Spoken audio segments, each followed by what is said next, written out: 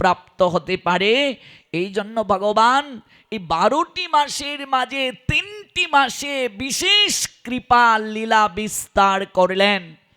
তন্মধ্যে সর্বপ্রথম মাসটি হল বৈশাখ মাস, যাকে বলে মধুসূদন মাস।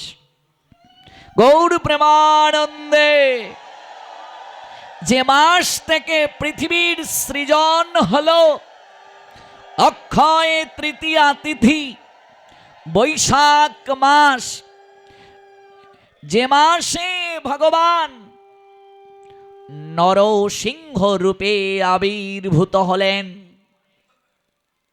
যে মাসে সকল বিপদকে বিনাশ করার জন্য ভগবান আবির্ভূত হলেন, যে মাসে আবির্ভূত হওয়ার জন্য বহুকাল ধরে গোবর্ধন পর্বতের জঙ্গলের মাঝে ভগবান চাতক পাখির মতো প্রতীক্ষার প্রহর গুনেছিলেন, আর কেঁদে কেঁদে বলেছিলেন, বহুকাল ধরে আমি পথ করিয়াছি নিরীক্ষণ, কবে আসি মাধব আমায় করিবে সেবন। মাধবেন্দ্রপুরীর জন্য অপেক্ষা করেছিলেন, রোদে পুড়ে বৃষ্টিতে ভিজে আমাকে ওই জঙ্গল থেকে উদ্ধার করে আমার এই দেহের তাপ নিবৃত্ত করবে। যে মাস পৃথিবীর সৃজনের প্রথম মাস, অক্ষয় তৃতীয়া, যে মাসের এই তিথিতে মানুষ যা করবে চির অক্ষয় থাকবে। পুণ্য করলেও অক্ষয়, পাপ করলেও চির অক্ষয়। এই তো আর কদিন পরে আমরা একদিন অক্ষয় তৃতীয়ার মহিমা শ্রবণ করব। এই বৈশাখ মাস, মধুসূদন মাস, বিপদকে হরণ যিনি করেন, ভগবানের যে নামে বিপদ হরণ হয় সেই নাম হচ্ছে মধুসূদন। আপনারা জানেন জটিল ওই মধুসূদন মধুসূদন মধুসূদন ভগবানকে দাদা রূপে গ্রহণ করে ডেকেছিলেন। জঙ্গলের পাশ দিয়ে পাঠশালায় যেতে ভয় পেতেন, ভগবান বালকের রূপ ধারণ করে জটিলকে হাতটা ধরে পাঠশালায় পৌঁছে দিয়েছিলেন। এই বৈশাখ মাস অন্যতম। দ্বিতীয় মাস হলো মাঘ মাস। মাঘ মাসের আগে যে মাস কার্তিক মাস। এই যে বৈশাখ, কার্তিক, মাঘ, এই 3টি মাস হচ্ছে এক কথায় সহজভাবে বলতে গেলে বিশেষ ডিসকাউন্ট প্রাপ্তির মাস, বোনাস প্রাপ্তির মাস। কার্তিক দামোদর, মাঘ হলো মাধব, বৈশাখ হলো মধুসূদন। বৈশাখ মাসকে বলে মধুসূদন, কার্তিককে বলে দামোদর, মাঘকে বলে মাধব। এই 3 মাস সবচেয়ে গুরুত্বপূর্ণ। এই 3টি মাসেই সর্বশ্রেষ্ঠ। এক একটা দিক থেকে কার্তিক শ্রেষ্ঠ, এক একটা দিক থেকে শাস্ত্রের আঙ্গিকে বৈশাখ সর্বশ্রেষ্ঠ, কার্তিক থেকেও শ্রেষ্ঠ। আবার এক একটা দিকে বৈশাখ কার্তিক থেকে মাঘ শ্রেষ্ঠ। অর্থাৎ শাস্ত্রের আঙ্গিকে এক একটা দিকে এক একটা মাস, অর্থাৎ এই 3 মাসের মাঝে সর্বশ্রেষ্ঠ। আমাদের আলোচ্য বিষয় আজ বৈশাখ মাসের মহিমা, যে মাসে আমরা চৈতন্য চরিতামৃত থেকে গৌর কথা 7 দিন ব্যাপী শ্রবণের জন্য আজ সংকল্প করব। স্কন্দ পুরাণ আমাদেরকে বৈশাখের মহিমার কথা বলছেন। যারা কোনোদিন 12 মাস আহার শুদ্ধ হতে পারছে না, ভগবানকে আমরা কথা দিয়ে এসেছিলাম মাতৃজঠরে তোমার আইন মেনে চলব, যা আহার করব তোমায় নিবেদন করে আহার করব। গীতায় ভগবান বললেন, আমার প্রদত্ত দ্রব্য আমাকে নিবেদন করে না। নিজের ইন্দ্রিয় তর্পণের নিমিত্তে যারা গ্রহণ করে তারা চৌর্যবৃত্তি করে, পাপ গ্রহণ করে। আমরা পারছি না অনেকেই। ভগবানকে অনেকেই চিনি মিশ্রি বাতাসা একটু ফল মূল দিচ্ছি, কখনো মাসের মাঝে দুদিন একাদশীর পারণের দিন একটু ভোগ লাগাচ্ছি, আবার অনেকেই ভাবেন না পঞ্চব্যঞ্জনের কি দরকার, একটু খিচুড়ি দিয়ে দেই, সময় কম, এমনিতে দিচ্ছি না। আবার 3টা দিন শরীরগত দিক থেকে সংযম আছি, আহার দিক থেকেও সংযম আছি, একটু পরিষ্কার পরিচ্ছন্ন আছি, মনটাও ভালো, একটু ভগবানকে নিবেদন করব, একটু পঞ্চব্যঞ্জন রান্না করতে আর কত সময়, ডাল ভাজি বড়া লাবড়া আরেকটা হলেই তো হয়ে যায়, কিন্তু সেখানেও সময় নেই, একটু খিচুড়ি ডাল চাল একসঙ্গে দিলেই হয়ে যায়। আবার কেউ কেউ আমাদের কাছে এমনও বলে, প্রভুজি চিরা দিয়ে ভোগ দিলে হবে,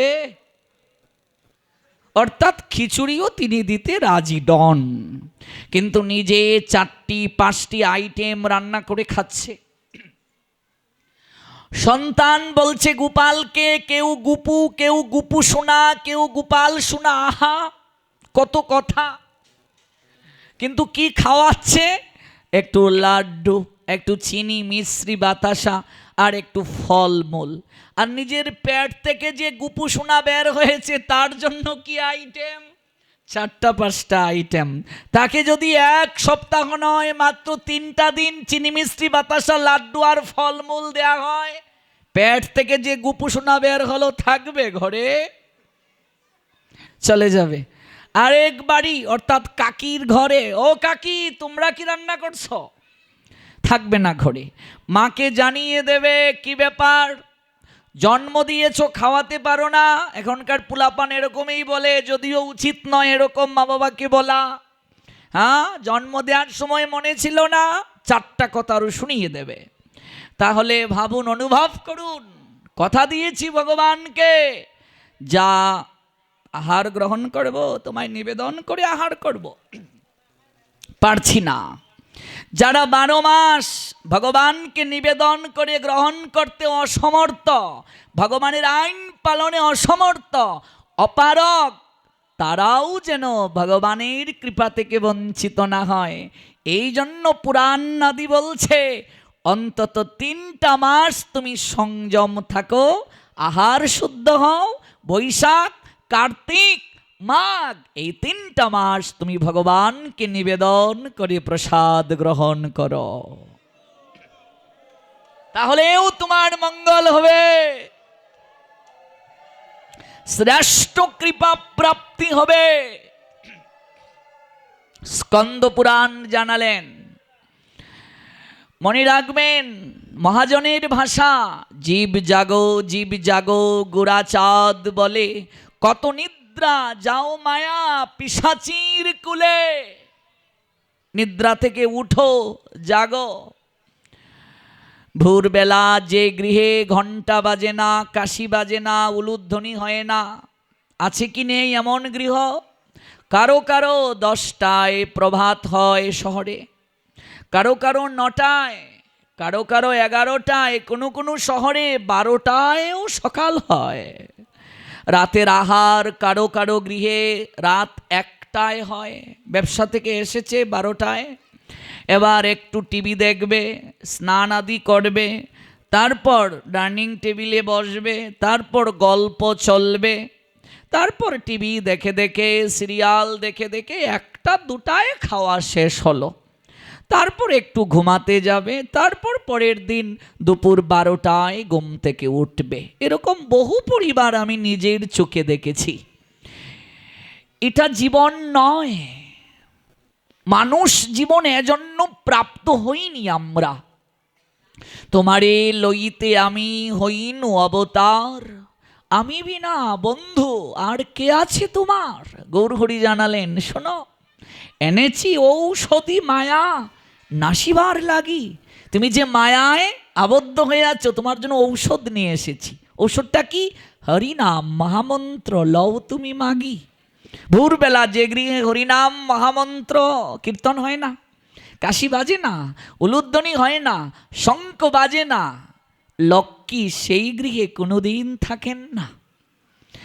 অপঘাতে মৃত্যু হয়েছে যাদের, এই তো গতকালকের নিউজ, রাজশাহীগামী ট্রেন, ওই ট্রেনের নিচে বৃদ্ধ এক বাবা, ইচ্ছে করে মাথাটা দিয়ে মরতে গিয়েছে, একেবারে মাথার উপর দিয়ে ট্রেনের চাকাটা গিয়েছে, ফিসকিরি দিয়ে রক্ত গিয়েছে, একেবারে ভর্তা হয়ে গেছে, ব্লেন্ডারে দিলে যেরকম হয় মাথাটা ভর্তা হয়ে গেছে। কিসের কারণে? যন্ত্রণা, সংসারের যন্ত্রণায় ট্রেনের নিচে মাথা দিয়ে মরল। গতকালকের সংবাদ। তাহলে ভাবুন, অনুভব করুন, অপঘাতে যারা মরে, নিজের ইচ্ছাতে যারা এই প্রাণ বিসর্জন দেয়, আমি দুঃখ পাচ্ছি কেন সংসারে? ভাগবত জানালেন, ভগবানের সঙ্গে আমার সম্পর্ক যত দূরে যাবে, সম্পর্ক যত দূরত্ব হবে, আমার তত দুঃখ থাকবে। আমার কষ্ট কেন? আমার প্রারব্ধ কর্ম খারাপ। আমি পূর্বজন্মে আমি এমন কর্ম করেছি যে কর্ম শাস্ত্রের বিধি অনুযায়ী ছিল না, যে কারণে আমি কষ্ট পাচ্ছি। সেই কষ্ট থেকে পরিত্রাণের জন্য কেউ যদি প্রকৃতির বিধানকে লঙ্ঘন করে নির্ধারিত সময়ের পূর্বে প্রাণটাকে বিসর্জন দেয়, এই আত্মাগুলো কোথাও স্থান পায় না। অপঘাতে যারা মরে, আত্মহত্যা করে যারা মরে, মনে রাখবে তাদের আত্মা কোথাও ঠাঁই পায় না। এমনকি আমাদের শাস্ত্র বলে দিয়েছেন তাদের কখনো অন্ত্যেষ্টিক্রিয়া পর্যন্ত নাই, আগুনেও তাদেরকে পুরানোর বিধি নাই। জঙ্গলে লাশটা ফেলে দিয়ে আসো, এরকম বিধান আছে। পশু পাখিগুলো টেনে হিসড়ে